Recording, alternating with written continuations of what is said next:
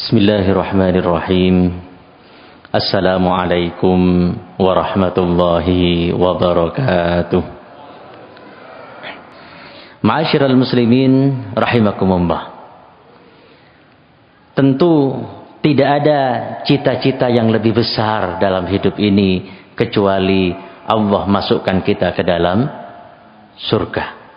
Faman zuhziha 'anil nar wa udkhilal jannata faqad faz. Orang yang dijauhkan dari neraka dan dimasukkan ke dalam surga, itulah sejatinya kemenangan, kesuksesan yang hakiki. Nah, bila mana tidak ada impian, cita-cita yang lebih besar mengalahkan bisa masuk surga, Bapak Ibu sekalian, alangkah sempurnanya, alangkah bertambah bahagianya bila kita nanti masuk surga, Pak Bu, tidak sendirian, tapi bisa rombongan, rame-rame, gerudukan sekeluarga. Berita gembira terkait ini Allah sampaikan setidaknya di surah Ar-Ra'd ayat 23. Di mana Allah Subhanahu wa taala berfirman, jannatu adnin yadkhulunaha wa man salaha min abaihim wa azwajihim wa dzurriyyatihim wal malaikatu yadkhuluna alaihim min kulli bab. Ada surga yang namanya surga Aden, kata Allah Subhanahu wa taala. Di mana di surga Aden ini mereka yang nanti masuk ke surga Aden itu disambut riuh, disambut heboh, disambut ramai oleh malaikat-malaikat dari seluruh penjuru-penjuru pintu surga. Kenapa mereka disambut luar biasa? Karena mereka masuk surganya tidak sendirian, Pak. Mereka masuk surga ngajak suaminya, ngajak istrinya, ngajak anaknya, ngajak orang tuanya, ngajak cucunya, rombongan sekeluarga. Sehingga kata Imam Ibnu Katsir rahimahullah, surat Ar-Ra'd ayat 23 ini adalah dalil yang secara jelas memberikan kabar gembira kepada kita bahwa Bapak Ibu sekalian, kita hidup seatap dengan istri, seatap dengan suami, dengan anak-anak, makan dari magicom yang sama, makan malam di meja makan yang sama. Kelak begitu di dunia bisa bersama, insya Allah di surga nanti bisa berkumpul di istana yang sama. Ini ayatnya. Sehingga kata Imam Ibnu Katsir di sini dikatakan, Pak, yadkhulunaha wa man salaha min abaihim. Mereka akan masuk bersama anak keturunan mereka, istri mereka, suami mereka yang solih. Nah, kata Imam Ibnu Katsir, kesolihan kita ini, kesolihan kula lan panjenengan antara suami sama istri, bapak sama anak, kira-kira tingkat kesolehannya sami napa boten, Pak, Bu? Boten. Sehingga nanti ketika masuk surga, karena jumlah rakaat tahajudnya berbeda, baca Quran jumlah juznya berbeda, istighfarnya sehari semalam berbeda antara suami, istri dan anak. Mungkin boleh jadi istrinya masuk surga itu lantai 10, suaminya masuk surga itu lantai 5 misalkan, karena pulang kantor sudah kecapean, kadang sudah nggak sempat baca Quran. Tapi anaknya misalnya, karena sejak kecil diajak ikut pengajian seperti ini, ikut kajian, dididik secara islami, anaknya nanti naik masuk surganya lantai 50. Kata Imam Ibnu Katsir, anggota keluarga yang lantainya paling tinggi berhak mengajak, mengangkat derajat anggota keluarga yang lain. Ibunya dijemput dari lantai 10, bapaknya dijemput dari lantai 5, berkumpul sekeluarga di lantai 50 surga insyaallah. Nah, maka ma'asyiral muslimin jamaah sekalian rahimakumullah, inilah pentingnya kita berbicara, saling menasehati tentang fungsi penguatan fungsi keluarga. Nah, kalau bicara tentang keluarga, Pak, maka salah satu keluarga teladan dalam Al-Quran yang Allah puji di surah Al-Mumtahanah ayat 4 misalnya, qad kanat lakum uswatun hasanatun fi Ibrahim walladzina ma'ah. Ada teladan yang baik kata Allah Subhanahu wa taala, ada uswah hasanah yang terletak pada diri Nabi Ibrahim dan orang-orang yang bersama dengan Nabi Ibrahim, keluarga-keluarganya Nabi Ibrahim. Maka salah satu inspirasi mutiara yang terus perlu kita gali, perlu kita renungi, dan ayo sama-sama kita terapkan, kita implementasikan, kita kuatkan di tengah keluarga kita adalah pelajaran, di antaranya pelajaran dari keluarga Nabiullah Ibrahim alaihissalam. Nah, ma'asyiral muslimin, jamaah sekalian rahimakumullah. Oleh karena itu, karena insya Allah saya yakin kulolan panjenengan sedaya semua yang hadir di majelis ini insya Allah pengen dan mudah-mudahan Allah kabulkan sakit masuk surga sekeluarga. Maka apa yang perlu kita tarik sebagai pelajaran, apa yang perlu kita kuatkan, apa yang perlu kita terapkan di tengah keluarga kita? Yang pertama, ma'asyiral muslimin rahimakumullah, sebelum ke sana mungkin saya akan menggunakan ayat firman Allah Subhanahu wa taala di surah Ibrahim ayat 37 ini sebagai salah satu potret dari sekian banyak inspirasi, sekian banyak mutiara-mutiara berharga yang kalau kita oncei satu-satu itu tidak selesai 1 tahun, Pak. Maka sebagian kecil dari itu misalnya bisa kita tangkap dari surah Ibrahim ayat 37. Ayat ini menceritakan tentang peristiwa bagaimana Nabiullah Ibrahim alaihissalam mendapatkan perintah dari Allah untuk meninggalkan istrinya Hajar alaihissalam dan putranya yang baru lahir, siapa Pak? Ismail alaihissalam, di sebuah lembah yang tandus, panas, kering, kerontang, yang sekian ribu tahun setelah itu menjadi tempat paling ramai sedunia, yakni Makkah al-Mukarramah. Allah Subhanahu wa taala berfirman, "Rabbana inni askantu min dzurriyyati biwadin ghairi dzi zar'in inda baitikal muharram, Rabbana liyuqimus shalah faj'al af'idatan minan nas tahwi ilaihim warzuqhum minats tsamarati la'allahum yashkurun." Kita akan urai perlahan ayat ini insyaallah. Ma'asyiral muslimin, jamaah sekalian rahimakumullah. Maka apa pelajaran yang bisa kita ambil? Yang pertama, saya akan berangkat dari penghujung ayat ini. Penghujung ayat ini, ujung dari ayat ini, la'allahum yashkurun. Kunci kebahagiaan, keharmonisan, produktivitas, amal keluarga kita itu terletak pada la'allahum yashkurun, bersyukur. Maka yang pertama, pelajaran pertama, prinsip pertama yang ingin saya nasihatkan untuk diri saya pribadi dan kita semua adalah bersyukur.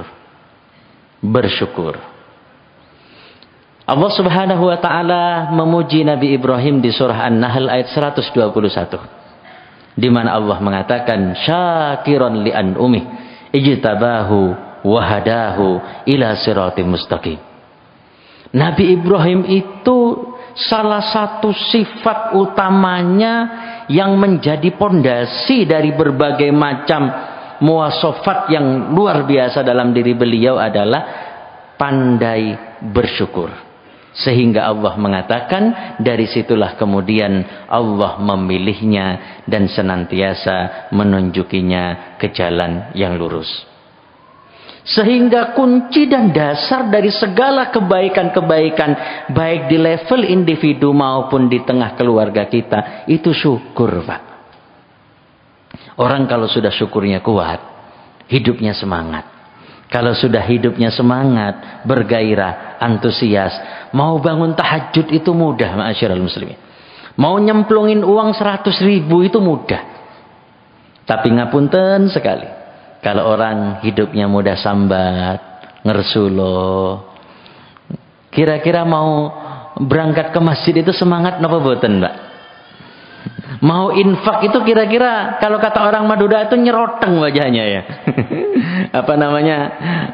Wajahnya kalau sudah kusut, sudah suntuk, sambat terus, itu mau ngapa-ngapain berat. Maka kunci hidup ini yang paling dasar, ayo keluarga kita dikuatkan rasa syukurnya. Hadirin rahimakumullah. Ada penelitian, Pak, tahun 2018. Ya, sekitar tahun 2018 di Amerika yang menarik ini. Ada namanya pakar psikologi namanya Renshaw dan Rock. Mereka mengadakan eksperimen mengumpulkan 97 orang mahasiswa. 97 mahasiswa ini dibagi menjadi dua. Kelompok pertama dan kelompok kedua. Kelompok pertama diberi tugas selama 2 minggu berturut-turut, setiap hari 5 menit saja melonggarkan waktunya, meluangkan waktunya untuk merenungi hal-hal yang mereka anggap bahagia dalam hidup mereka, hal-hal yang mereka anggap paling menyenangkan dalam hidup mereka. Itu mereka diminta 5 menit setiap hari selama 2 minggu duduk mengingat-ingat sesuatu yang paling menyenangkan bagi mereka. Dalam bahasanya kita umat Islam, mereka diminta untuk melakukan tafakkur nikmat. 5 menit. Kemudian kelompok yang kedua, itu sama, diminta meluangkan waktu 5 menit juga. Tapi tidak untuk tafakkur nikmat. Mereka hanya diminta untuk mengingat, mengulang kembali pelajaran yang baru diterima. Selama 2 minggu, setelah 2 minggu kemudian dievaluasi secara psikologis. Kemudian hasil dari hasil evaluasi psikologis ini ditulis dalam sebuah artikel ilmiah, diumumkan ke seluruh dunia di jurnal internasional bereputasi, bahwa mereka dengan pedenya mengatakan, kata mereka, ternyata aktivitas 5 menit saja bertafakur nikmat tadi yang dilakukan kelompok 1 ini, itu terkonfirmasi positif meningkatkan kebahagiaan hidup, kepuasan hidup, dan mampu menjadi efek terapi untuk segala macam stres dan depresi. 5 menit saja, Pak. Saya ketika membaca artikel ini kemudian saya ingat firman Allah Subhanahu wa taala di surah Al-Fatihah ayat 2 yang sudah kita hafal sejak kecil. Gimana Pak ayatnya? Alhamdulillahi Rabbil Alamin. Segala puji bagi Allah, Rabb, Tuhan semesta alam. Apa hubungannya Alhamdulillahi Rabbil Alamin dengan penelitian tadi? Hadirin rahimakumullah. Yang pertama, Allah Subhanahu wa taala ketika menyuruh kita bersyukur dan memuji Allah di ayat kedua ini, para ulama tafsir seringkali ketika menafsirkan itu secara tidak langsung mereka mengajak kita berpikir. Kalimat Alhamdulillahi Rabbil Alamin itu kalimatnya kalimat perintah atau kalimat berita, kalimat pemberitahuan atau kalimat instruksi. Kalimat perintah apa kalimat berita, Pak, Bu? Ada kata perintah di situ? Tidak ada. Bentuk kalimatnya adalah kalimat pemberitahuan, jumlah khabariyah, kalimat berita. Segala puji bagi Allah, Tuhan semesta alam.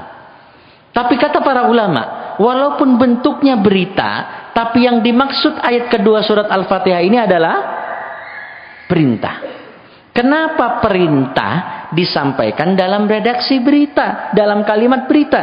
Karena kata para ulama, perintah bersyukur, aktivitas bersyukur, aktivitas memuji Allah itu beda dengan sholat, beda dengan puasa, beda dengan zakat. Panjenengan melakukan sholat dibuka dengan takbiratul ihram, diakhiri dengan salam. Begitu salam selesai kewajiban sholat kita. Puasa sampai adzan maghrib panjenengan berbuka, tuntas puasa panjenengan. Bayar zakat diterima mustahik, tunai zakatnya. Tapi tidak begitu dengan bersyukur. Bersyukur itu selesainya kapan, Pak, Bu? Tidak ada selesainya. Bersyukur itu adalah aktivitas 24 jam. Aktivitas 24 jam. Sehingga bersyukur bagi seorang mukmin itu adalah lifestyle. Bersyukur bagi seorang mukmin itu adalah pola pikir. Nah, hadirin, tadi penelitiannya Pak mengatakan kita itu bisa meningkat kebahagiaan kita itu kalau bersyukur berapa menit, Pak?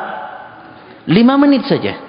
5 menit saja bisa meningkatkan kebahagiaan. Saya kemudian merenung, Allah Subhanahu wa taala mengajarkan kita untuk bersyukur, mengingat nikmat Allah, merasakan segala sesuatu itu nikmat 24 jam dalam sehari. Sehingga harusnya orang mukmin itu manusia yang paling anti sambat sedunia. Segala puji bagi Allah, Rabb semesta alam. Yang kedua, hadirin, Rabb. Apa itu Rabb? Rabb itu adalah pencipta, pemilik, pengatur, penentu seluruh jagat raya alam ini. Setiap pagi dan sore kita membaca doa, raditu billahi rabbah. Artinya apa Bapak Ibu? Saya ridho, saya rela Allah menjadi Rabbku. Apa itu Rabb tadi? Penentu, pengatur. Sehingga kalau kita mengatakan raditu billahi rabbah, secara langsung maupun tidak langsung kita telah mendeklarasikan, ya Allah, kulo rela, kulo ridho, panjenengan ngatur urip kulo. Saya rela ya Allah, panjenengan mengatur rezeki saya, kesehatan saya, ruwet mudahnya pekerjaan saya rela ya Allah. Sehingga ketika kita mengatakan alhamdulillahirabbil alamin, itu berarti sama dengan mengatakan segala puji bagi Allah dan kita rela hidup kita diatur oleh Allah. Mau hari ini rotok greges titik, nopo sehat segar bugar, kita rela. Entah sakit, entah sehat, entah rezeki ini seret, lapang, entah kemudian kita pekerjaannya ruwet atau mudah hari ini, kita seorang mukmin senantiasa meyakini segala warna-warni takdir dalam hidupnya adalah ketetapan terbaik bagi Allah. Kalau sudah ketetapan terbaik, maka mestinya melihat segala sesuatu itu hal yang positif dalam hidupnya. Ngapunten Pak, ini nasihat buat saya pribadi. Nah kalau begitu maka satu, orang mukmin itu 24 jam harusnya bersyukur. Orang mukmin itu harusnya melihat segala sesuatu itu dengan keimanannya adalah yang terbaik dalam hidupnya. Maka sekali lagi hadirin rahimakumullah, kita itu di surat Al-Fatihah ayat 2 saja sebenarnya diajari oleh Allah menjadi orang paling bahagia di dunia. Kalau sudah syukurnya bagus, syakiron li'an umih, kata Allah. Ibrahim itu pandai bersyukur atas nikmat Allah. Kalau sudah syukurnya bagus, hidupnya bergairah Pak, antusias, maka amal-amal juga akan mudah dilakukan. Jadi yang pertama hadirin rahimakumullah, satu, bersyukur. Ayo kita kuatkan syukur di tengah keluarga kita. Yang kedua hadirin rahimakumullah, B yang pertama bersyukur, B yang kedua adalah bersandar hanya kepada Allah Subhanahu wa ta'ala. Ada teladan yang kita baca dari surat Ibrahim ayat 37 tadi tentang bagaimana Hajar alaihassalam, istri beliau, itu bersandar kuat hanya kepada Allah, tidak kepada makhluk, karena Allah lah sekali lagi yang mengatur hidup dan yang mengatur rezeki di seluruh jagat raya ini.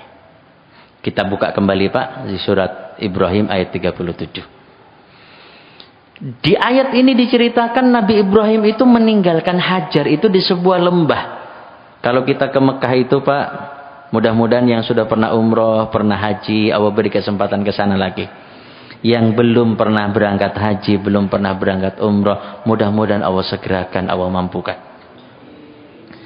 Kalau kita akan tawaf itu kan turun ke bawah hadirin. Itu sebuah lembah. Dulunya tempat ini adalah tempat yang tidak berpenghuni. Panas, kering, kerontang. Tidak ada orang hidup di situ. Sumber air tidak ada. Ngapunten ibu-ibu, biar kita mudah membayangkan. Kalau ibu-ibu tiba-tiba ditinggal sama suami tugas luar kota. Tugasnya nggak jauh-jauh. Katakan dari Surabaya ke Jakarta saja. Ya. Atau bahkan mau jauh sekalipun ke luar negeri. Kira-kira ibu-ibu zaman sekarang ini gimana perasaannya?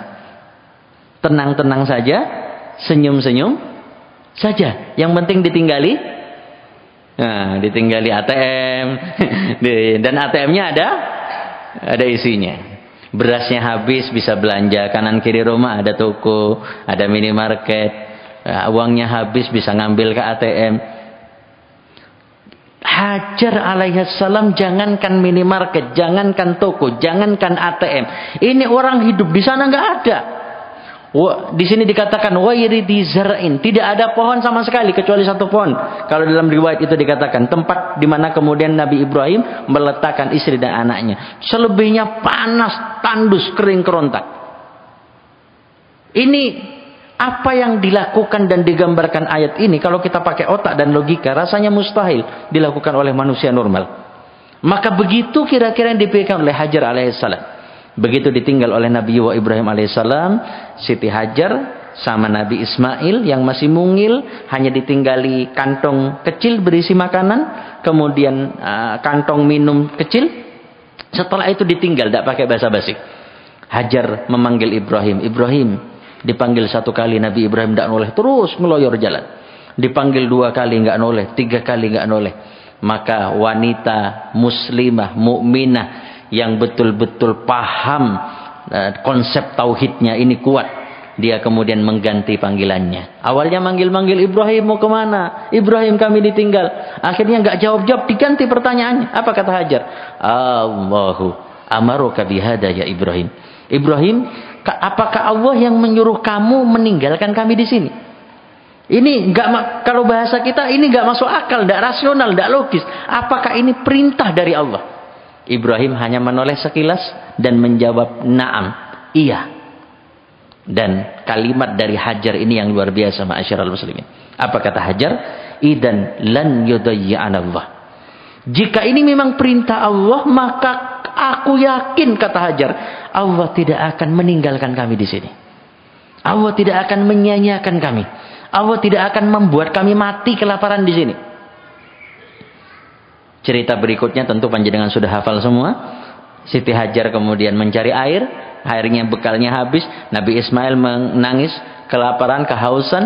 Hajar mencari air dan kemudian Allah anugerahkan sumber mata air Zam-Zam dari dekat kakinya Nabi Ismail alaihissalam. Itu nyarinya kemana, Pak? Safa dan Marwah, naik ke atas bukit, melihat jauh. Adakah kafilah dagang yang lewat, orang yang bisa dimintai bantuan, atau ada sumber air? Di Safa tidak ada melihat orang sama sekali, tidak lihat mata air sama sekali. Dia ke Marwah, Safa Marwah, Safa Marwah. Tiba-tiba kemudian Allah anugerahkan jalan keluar lewat kakinya Nabi Ismail alaihissalam. Lagi-lagi Bu, kalau orang sekarang, Bapak Ibu sekalian, orang sekarang jadi merasakan Siti Hajar ini, golek banyu bolak-balik ngiteri Safa Marwah pun sampai 7 kali, lah kok airnya keluar dari kakinya, deket kakinya Nabi Ismail. Kira-kira perasaannya apa Bapak Ibu? Sambat malih. Ya Allah, kok nggak ketwau ya Allah. Kembali ke rumus pertama. Rumus pertama apa Pak? Bersyukur. Bersyukurnya harus kuat dulu. Yang kedua, bersandar hanya kepada Allah. Kalau bersandar kepada Allah, panjenengan berikhtiar, dan ikhtiar itu bagian dari ibadah, dari bentuk takwa kepada Allah. Ikhtiar itu bagian dari menjalankan perintah Allah. Pasti Allah beri jalan keluar. Pasti Allah beri jalan keluar. Nah, ma'asyiral muslimin, jemaah sekalian rahimakumullah. Nah, oleh karena itu, buah dari adanya kebergantungan penuh hanya kepada Allah, tidak kepada makhluk, tidak kepada orang, tidak kepada tetangga, tidak bersandar kepada bos, tidak bersandar kepada pekerjaan, ngapunten, tidak bersandar kepada jabatan. Sandarnya kepada Allah itu akan melahirkan ketenangan sekaligus kehati-hatian. Kita akan lebih hati-hati dalam hidup ini. Salah satu hal penting yang perlu saya ingatkan terkait dengan ini untuk diri saya pribadi dan kita semua, hadis Rasulullah sallallahu alaihi wasallam yang diriwayatkan oleh Ibnu Majah, di mana Rasulullah mengatakan, "Ya ayyuhan nas ittaqullah wa ajmilu fit talab." Wahai manusia, bertakwalah kepada Allah. Hati-hatilah dalam menjalankan perintah Allah dan menjauhi larangannya. Dalam mencari rezeki, dalam mencari jalan keluar, ketika kalian diuji oleh Allah, hati-hati. Karena kita hidup ini hanya bersandar kepada Allah Subhanahu wa taala. Kalau bersandar apa kata bos, nanti asal bos senang, ABS. Tapi kalau bersandar kepada Allah, maka kita akan jaga betul hak-hak Allah. Apa kata Rasulullah? Perbaikilah cara kalian nyambut gawe. Kerjanya yang tenanan, kerjanya yang bagus, nyambut gawe ini yang tenanan. Karena saat kita bekerja, profesi apapun kita itu sebenarnya kita melakukan transaksi dengan Allah Subhanahu wa taala. Nah, maka ketahuilah kata Rasulullah, sesungguhnya fa inna nafsan lan tamuta hatta tastawfiya rizqaha. Setiap jiwa manusia yang bernyawa itu tidak akan mati kecuali dia telah menghabiskan jatah rezekinya. Kita semua ini Pak sudah diatur rezekinya oleh Allah.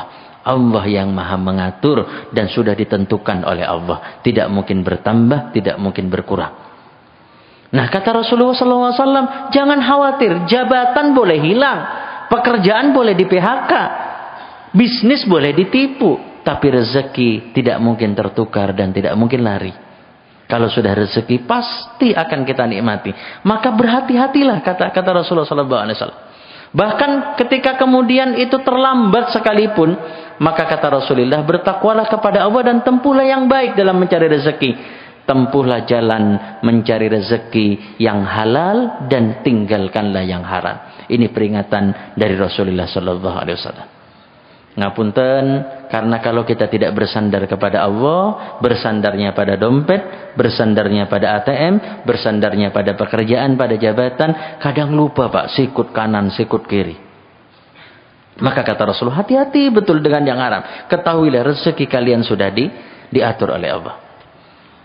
Saya pernah mendengar cerita, wallahu alam cerita ini benar atau salah, tapi bisa jadi ilustrasi dan mungkin kita banyak menemukan dalam kehidupan kita sehari-hari. Ada orang jatuh Pak katanya. Jatuh dari ketinggian. Jauh sekali. Yang kalau menurut ukuran logika manusia, jatuh seperti itu biasanya langsung mati.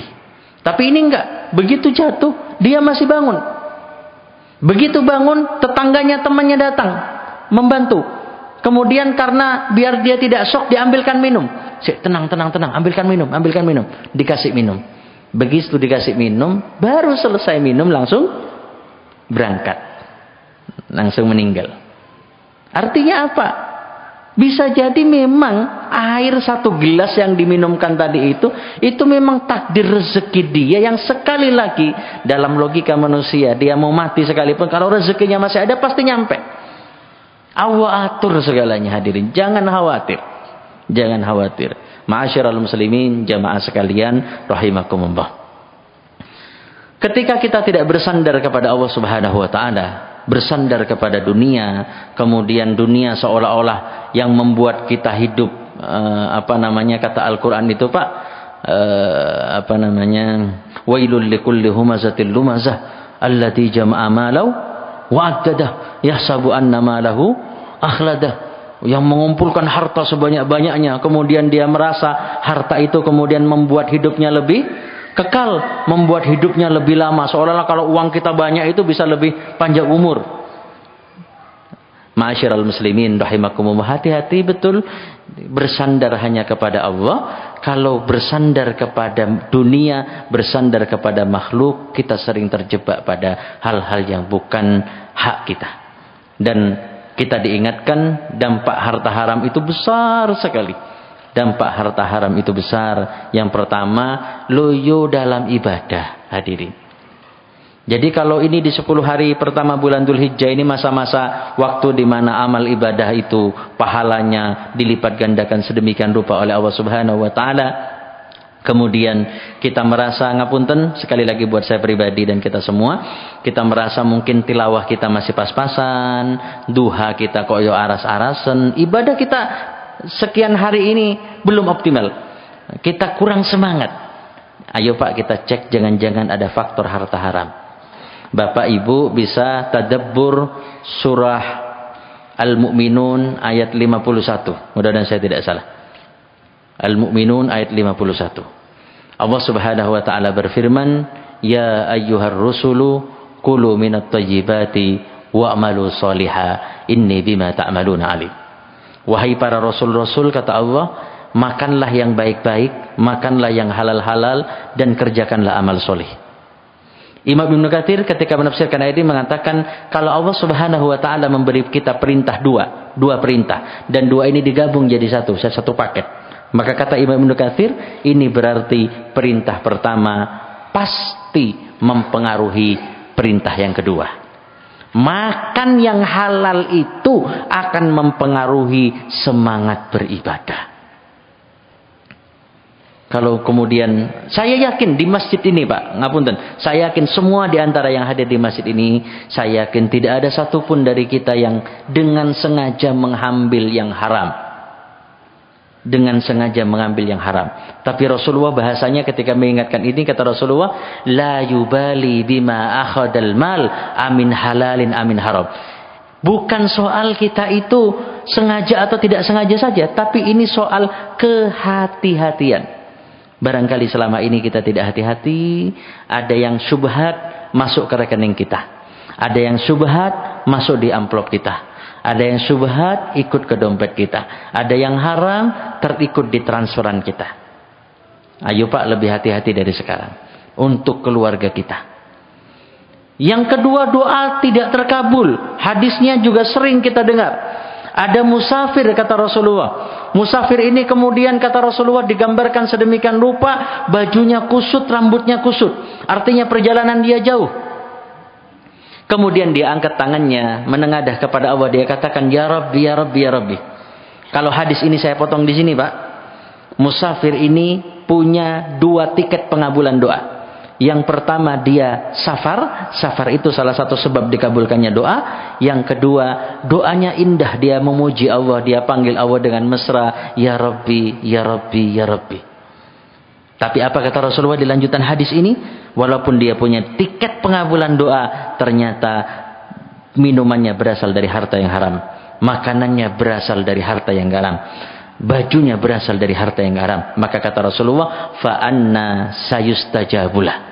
Maka bagaimana doanya akan dikabulkan oleh Allah.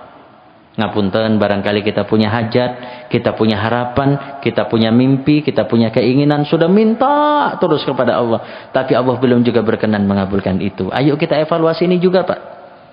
Ayo kita hati-hati betul bab ini, hadirin rahimakumullah.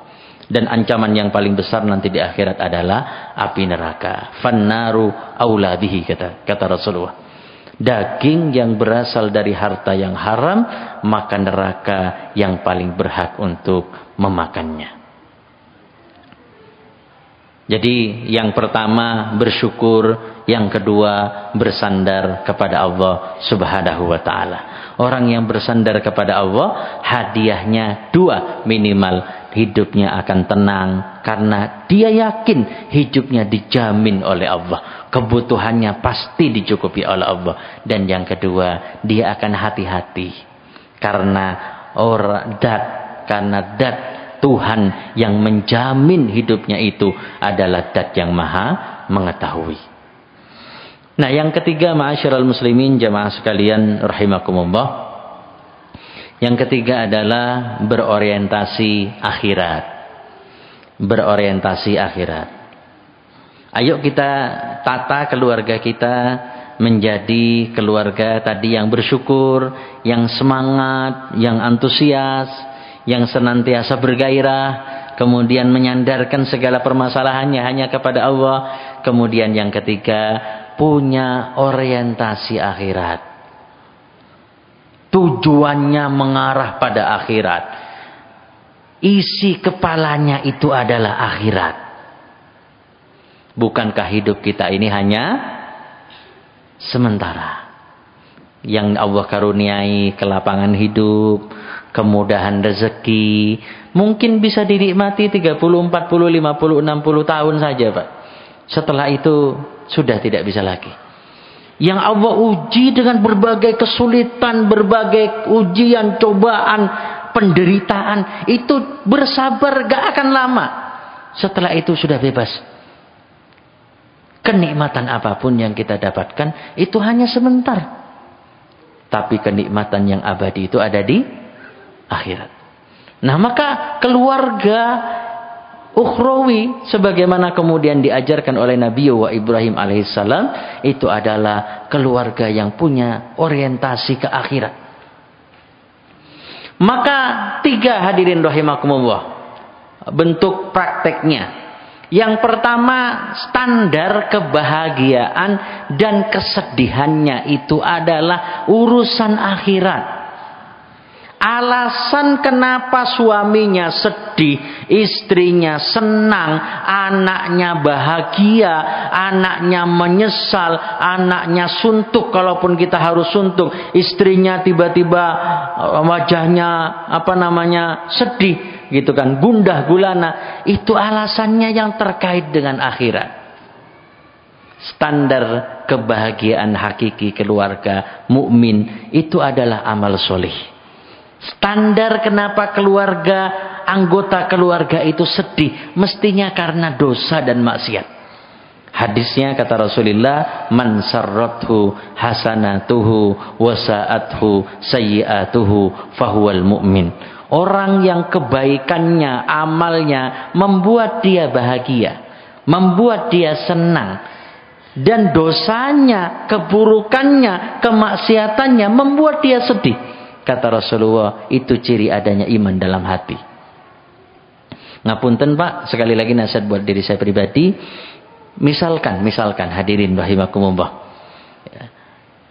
kita selama beberapa hari atau selama sebulan, seminggu terakhir ini kok sholat tahajudnya tidak pernah sama sekali. Tidak bangun sama sekali, sholat tahajud tidak bangun sama sekali. Kemudian di hati kita ini tenang-tenang saja, nggak ada penyesalan, nggak ada rasa gelo. Ayo kita introspeksi, jangan-jangan ada masalah dengan iman kita.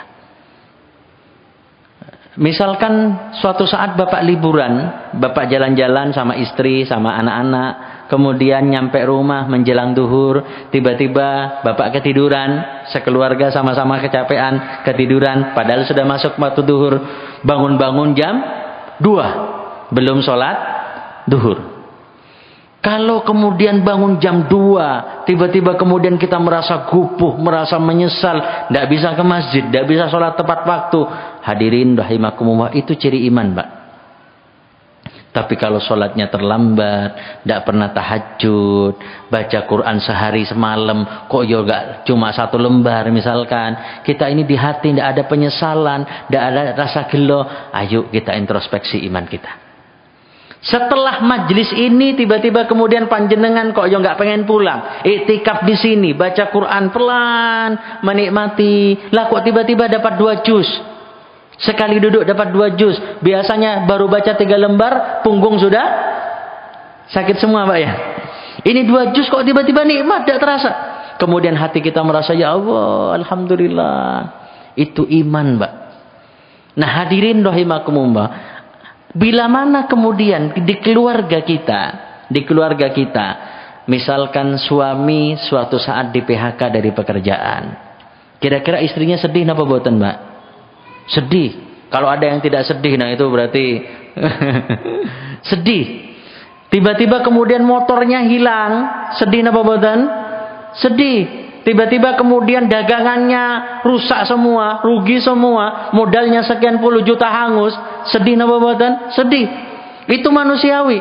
Tapi sekali lagi jangan sampai kemudian ya, ketika urusan dunia kita sedih, tapi urusan akhirat hati kita nggak tergerak sama sekali.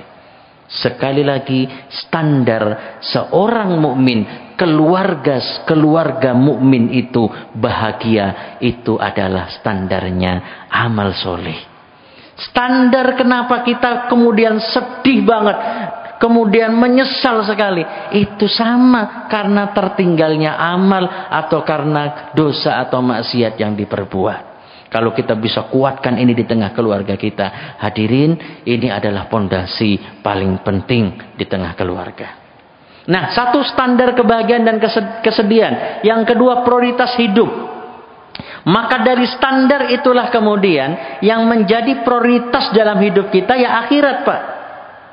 Menjadi prioritas akhirat. Jangan sampai kemudian ibu-ibu misalkan beli misalkan perhiasan rumah, pot bunga yang indah sekali, mahal, impor, belinya luar biasa, itu kemudian dipecahkan oleh anak, marahnya 7 hari 7 malam hilang-hilang. Tapi anaknya tidak sholat, anaknya tidak bangun saat sholat subuh, anaknya tidak pernah baca Quran setiap hari, anaknya kemudian melakukan kemaksiatan bahkan dosa besar, ibunya, orang tuanya tidak ada marah sama sekali. Ini yang saya maksud prioritas, hadirin.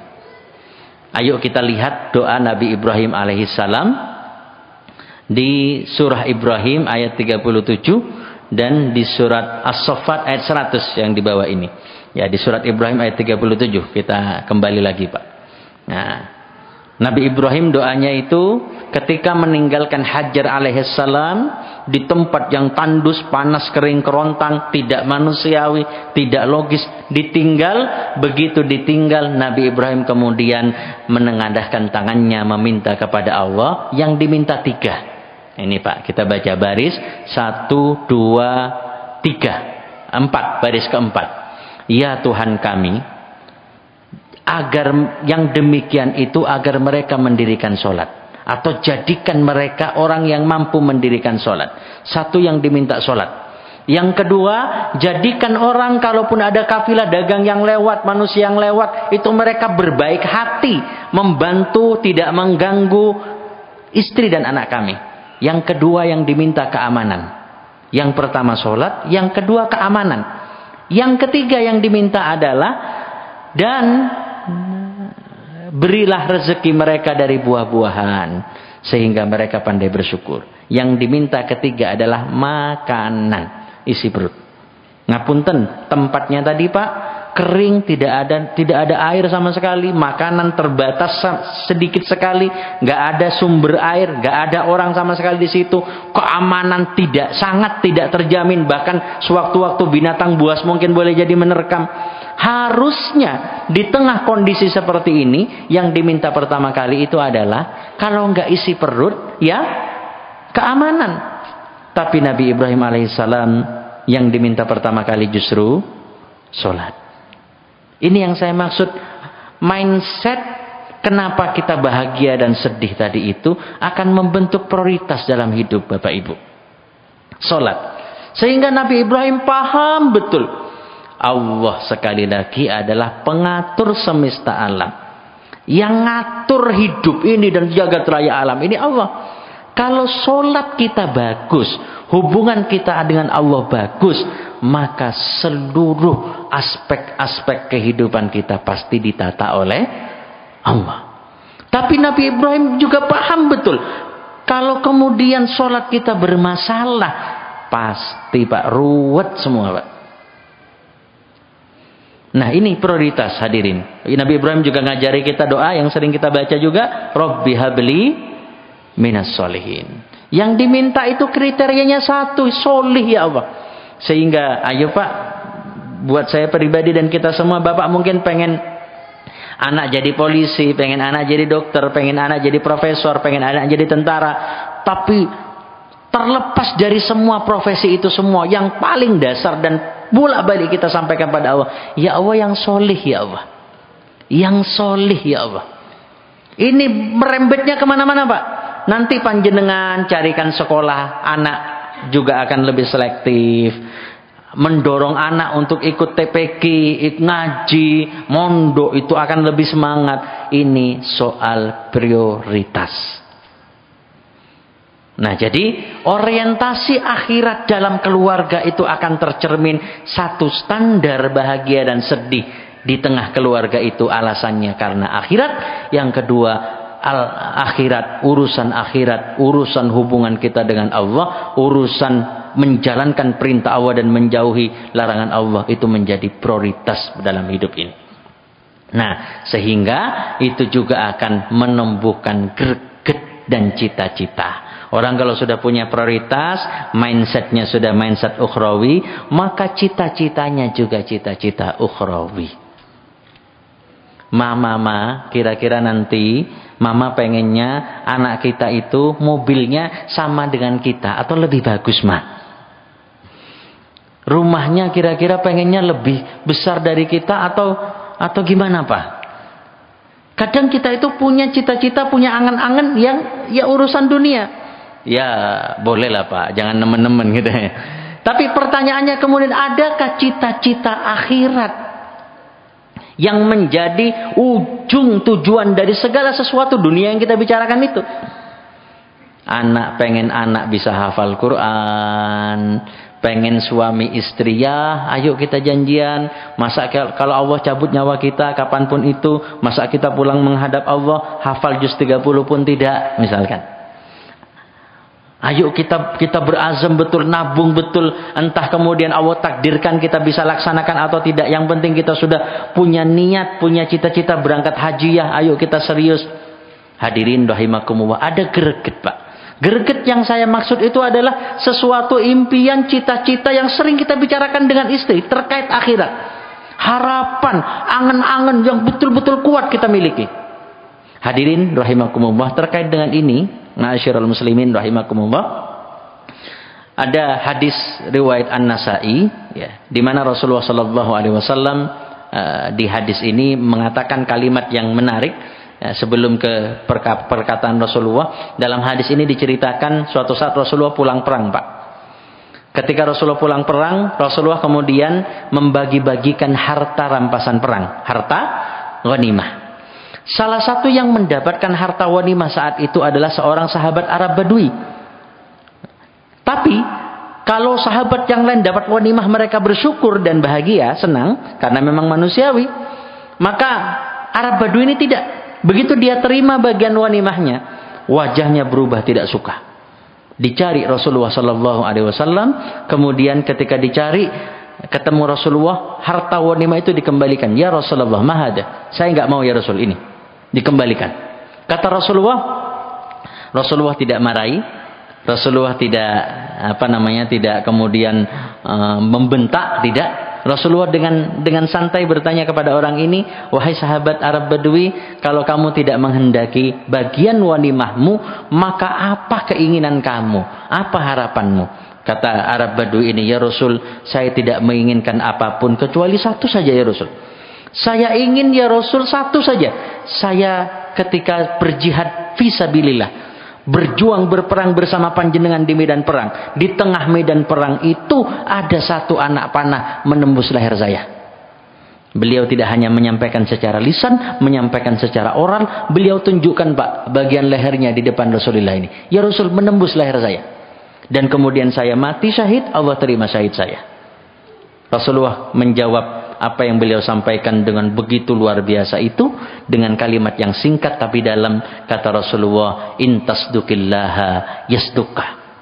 Jika kamu jujur kepada Allah, jika engkau jujur kepada Allah, maka Allah akan kabulkan keinginanmu.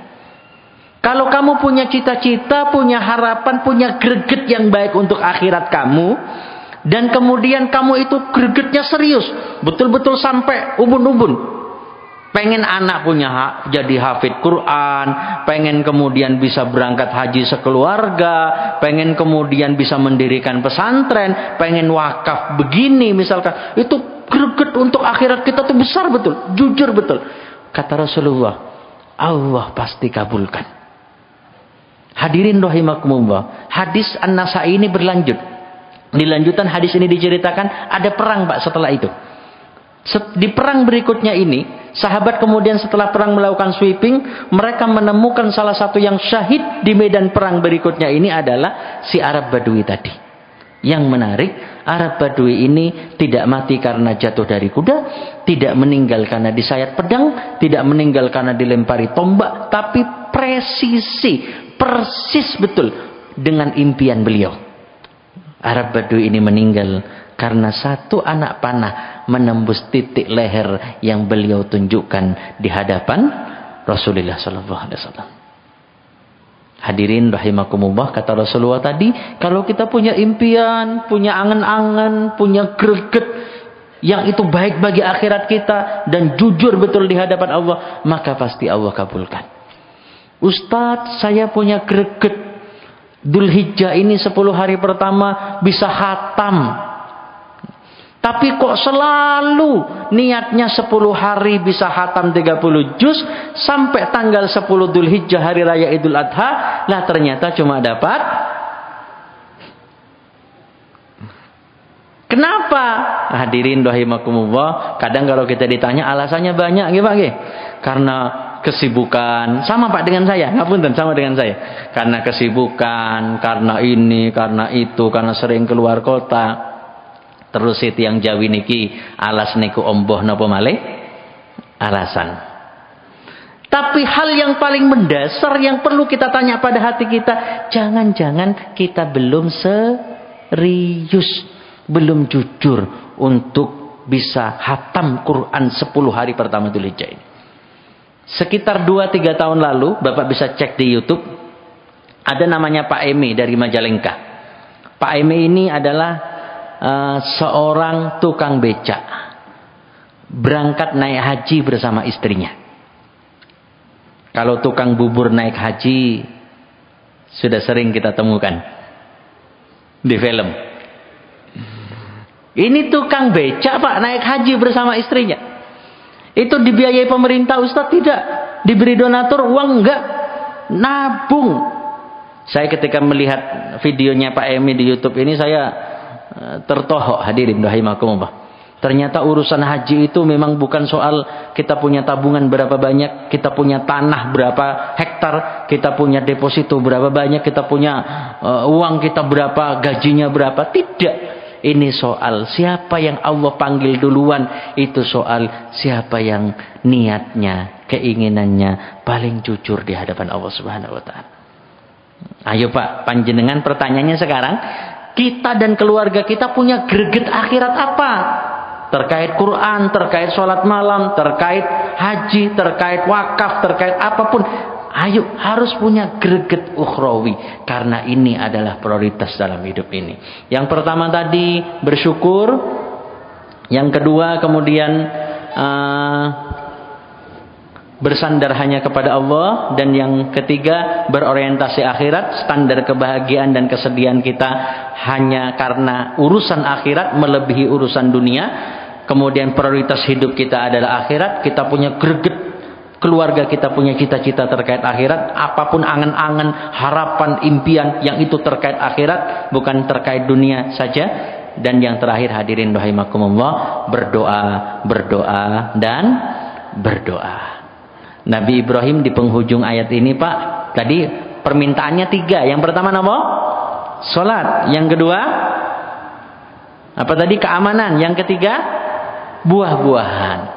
Ini bagi orang yang hanya menggunakan logika, tidak masuk akal. Tidak ada air, kering, tandus. Nabi Ibrahim itu nggak minta air Pak, mintanya langsung buah. Padahal ada tahap di mana air dulu, nanam dulu, pohonnya tumbuh dulu, baru berbuah. Yang diminta langsung buahnya. Hadirin rahimakumullah, doa itu menembus batas logika. Dan hari ini buah apa yang tidak kita temukan di Makkah Al-Mukarramah? Nah, maka terakhir pesan untuk kita semua, ayo kita kuatkan doa-doa kita juga di tengah keluarga kita. Untuk anak kita, suami mendoakan istri, istri mendoakan suami, orang tua mendoakan anak-anak. Syaratnya yakin dan tidak terburu-buru. Yakin dan tidak terburu-buru. Hari ini belum dikabulkan, besok doa lagi. Minggu depan belum dikabulkan, terus berdoa. Setahun minta, belum juga dikabulkan, terus meminta kepada Allah. Biarkan Allah yang mengatur kapan atau dalam bentuk apa Allah mengabulkan doa kita itu. Mungkin itu dari saya, Ustadz. Ya, hadanallahu ayyakum ajmain. Saya mohon maaf atas segala kesalahan. Subhanakallahumma wa bihamdika asyhadu an la ilaha illa anta astaghfiruka wa atubu ilaik. Assalamualaikum warahmatullahi wabarakatuh.